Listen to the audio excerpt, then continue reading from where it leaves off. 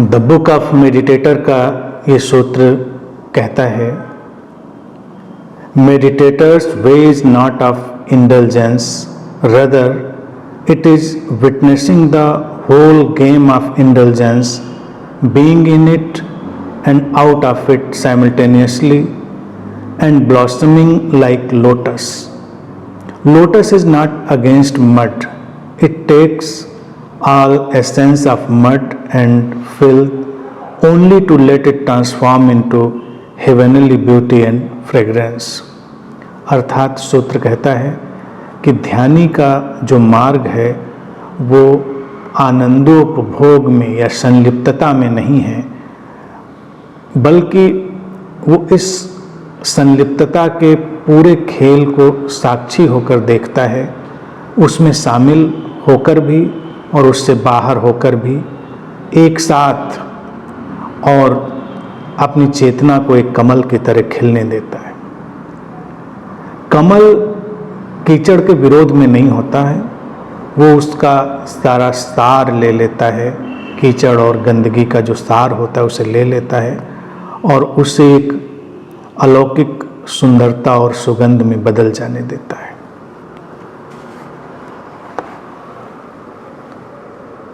ध्यानी का जीवन कैसा होना चाहिए, ध्यानी कौन सी जीवन शैली जिए, द बुक ऑफ मेडिटेटर इस तरफ ही हमको मार्ग निर्देश देती है। अब ये सूत्र कहता है कि ध्यानी का मार्ग संलिप्तता का नहीं है, इंडल्जेंस का नहीं है। संलिप्तता ध्यानी का मार्ग है ही नहीं। अब जो मेडिटेटर है, जो ध्यानी है, वो जो भी जीवन में सुख की स्थितियां हैं, आनंदोपभोग की स्थितियां हैं, जो इंडल्जेंस जिसको हम कहते हैं, जिसमें इंडल्ज हो जाता है, व्यक्ति लिप्त हो जाता है, वो उससे भागता नहीं है। जैसे पहले के सन्यास में व्यक्ति को लगता था हम सब छोड़कर भाग जाएं, लेकिन वास्तविक जो प्रज्ञा है वो ये कहती है कि भागना कहाँ है, जागना है। तो ध्यानी क्या करता है, वो वहीं रहता है जहाँ है, और इस सारे संलिप्तता के खेल के प्रति वो साक्षी हो जाता है, उसको देखने वाला हो जाता है, वो उससे थोड़ा पीछे हट जाता है। और इसके लिए सूत्र उदाहरण लाता है कमल का। कमल कीचड़ में है भी और नहीं भी।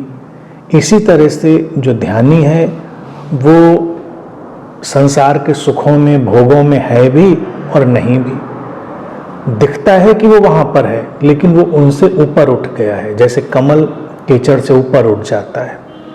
और कमल की विशेषता जो है, सूत्र उसको भी हमारे सामने रखता है कि कमल कीचड़ के विरोध में नहीं जाता, वो अपने नीचे की जो गंदगी है, अगर हम उसको गंदगी कहें, अस्तित्व की दृष्टि में वो गंदगी नहीं है, हम उसको निंदा में डालते हैं, वो एक व्यवस्था है, कमल एक व्यवस्था है।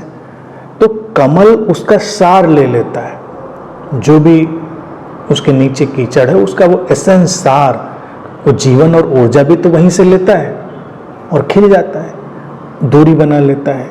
और जब कमल खिलता है तो उसका जो सौंदर्य है वो एक स्वर्गिक सुगंध और उसमें अलौकिकता में बदल जाता है। ध्यानी का भी यही जीवन है, वो संसार के बीच में कमल की तरह खिलता है और उसका जीवन भी उसी अलौकिक सौंदर्य और सुवास से भरता है। कोई लड़ाई नहीं, जो कुछ है संसार में है, किसी बात से कोई लड़ाई नहीं, कोई उलझन नहीं, कोई निंदा नहीं, कोई द्वंद्व नहीं, और उसी से सार को अपने अंदर ले लेना, एसेंस को, ये कला है, ये कौशल है। और ये कौशल आता ही है हमारे साक्षी हो जाने से, यानी कि साक्षी में प्रवेश कर जाने से। साक्षी क्या है? साक्षी हमारे स्रोत की ओर वापस लौटना है। संसार का जो भी उतार चढ़ाव है वो उस स्रोत से उठी हुई तरंगों, लहरों की तरह।